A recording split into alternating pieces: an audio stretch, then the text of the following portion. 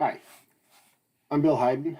I am your instructor for Discovering America since 1945 this semester. I'm really excited for the semester. I'm really excited about this subject, and I'm really looking forward to meeting and working with all of you. This video is really to help introduce myself and maybe a little bit about my style and approach um, to you. There'll be other videos in this series to help articulate the syllabus and some other sort of organizing ideas that you'll probably want to check out as well. But this one just gives you a little bit of sense of who you're dealing with. So to begin with, why do I teach? I teach because I think that if I can have an impact on young people, I can multiply the positive impact that I can have in the world in general. Um, I do this because I want you to be successful. I teach this particular subject because there's little more important than understanding the society in which we live. It affects everything that we do, from our work life to our personal. This subject is important regardless of what your major is. And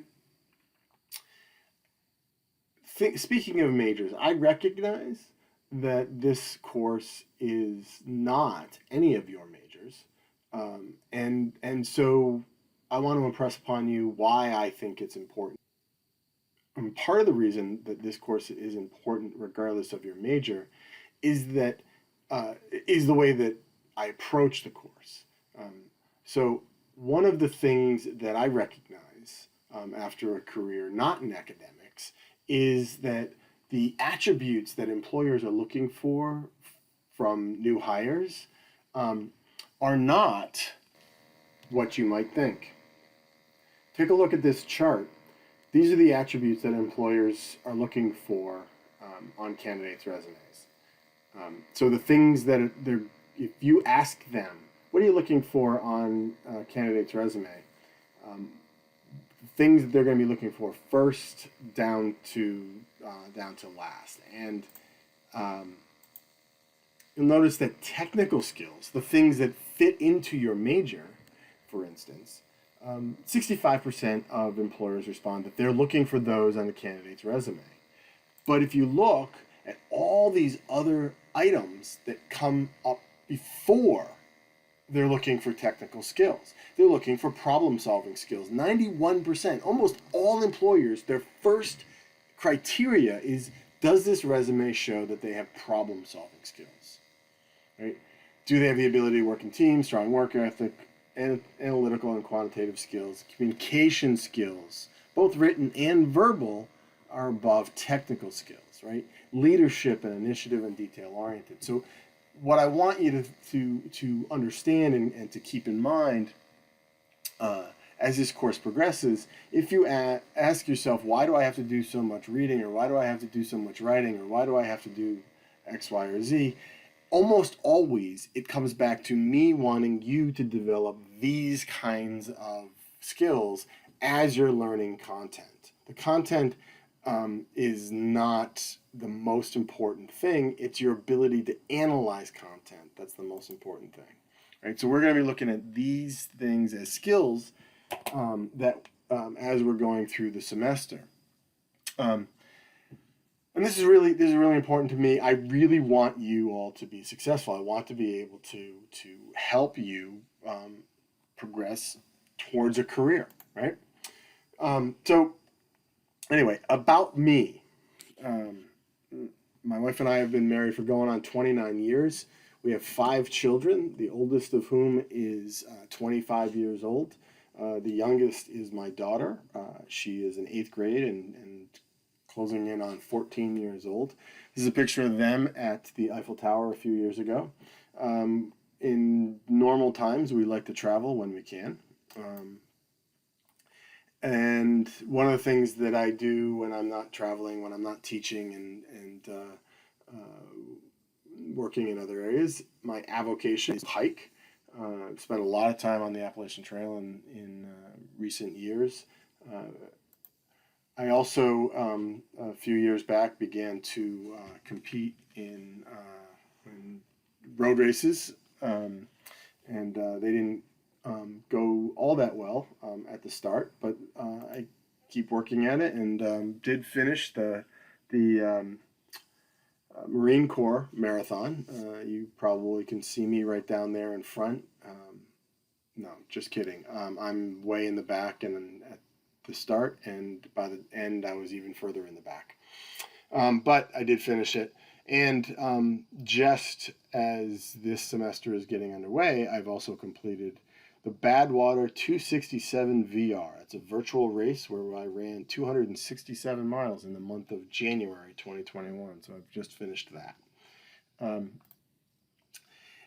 From a career standpoint, and this is really important because it'll help you understand some of my perspective, and understanding the perspective of the person who's giving you information is always going to be an important thing.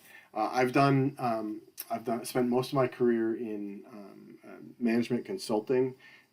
I started doing work in Fortune 500 companies, both internal and external consulting, and startup and creativity kinds of things. I worked for Prudential and for American Express, for People's Bank, so a lot of finance-oriented things. And then I moved into and working with small businesses and startups and new businesses. And what I think is probably the coolest project I worked on is Up Aerospace. I was one of the founders of this company that does space launch. Our claim to fame was, as far as I'm concerned, is that we beat Jeff Bezos and Elon Musk into space. All three of our space launch enterprises started at similar times. They get much more notoriety. They do different kinds of things nowadays than what we do. It's all non-human, and we do mostly suborbital flights. Anyway, I did, they do. Well, it's funny, a couple semesters ago I mentioned that I also helped start a fitness club, and it was remarkable to me that people were more interested in the fitness club than the space launch company. But everything from these small sort of mom and pop kinds of businesses like fitness clubs to high tech kind of things like space launch were things that I worked on. The most interesting thing that I've done is a handful of years ago, about 12 years ago, I started to move away from that startup work and started to move more towards social enterprises, nonprofit kind of work, those kinds of things. And in the last half a dozen years, the project that has given me the most, actually, it's probably the project that's given me the most satisfaction in my career outside of teaching is Levo International. And Levo International is technically an organization that was started by my then 15-year-old son. He, his older brother, and I founded a food security international development organization. And so I've spent a great deal of time in the last 5 years in Haiti, which my wife calls my happy place. We work to introduce hydroponic farming solutions, and it's been an interesting challenge, but very rewarding set of activities as well. So that's what I'm doing now when I'm not teaching. I'm the executive director of Levo International. Speaking of Levo International, this spring, and this goes back to the idea that I gave you at the front end, which is I want you to be successful. Levo International this semester, it's a startup, small organization, but we have 4 interns from students who took my courses last semester, and these are engineering students and finance students, and sort of across the board, marketing students. We also have an alumni consultant, someone who's graduated from University of Hartford already and who's working for us as a consultant. And not that this has anything to do with Levo, but we have two preceptors. I have two preceptors for each of the two sections of this course that I'm working that were students previously. So these are all opportunities that I try to give students who have demonstrated certain skills and abilities and a certain amount of dedication. Those things that I talked about at the front end that employers are looking for. All right, and last thing, so more technical elements from the course. Remember that this is a hybrid course, which means that we're going to have synchronous meetings on Mondays and Wednesdays. We're going to do hybrid. So what that means is half of you will be in class on Mondays, and the other half of you will be in class on Wednesdays. When you're not in class, you should log in. We'll use Zoom for that purpose, and you'll have a link that will be sent to you via email, and it'll be posted on Blackboard. If you can't find Blackboard, go to the UHeart website if you're new to campus, etc. So splitting class in half, we're going to split it last names. A through J will be in class on Mondays, and K through Z will be in class on Wednesdays. A through J will be remote, logging on synchronously with us on Wednesdays, and K through J will be remote, logging on synchronously with us on Mondays. Okay? If you have any questions about anything that's on this video or any other video, please don't hesitate to reach out to me at hayden@hartford.edu. You can text me, 860-558-3303. The texting me should be for sort of immediate, short-term kind of problems. That's probably the best use of texting.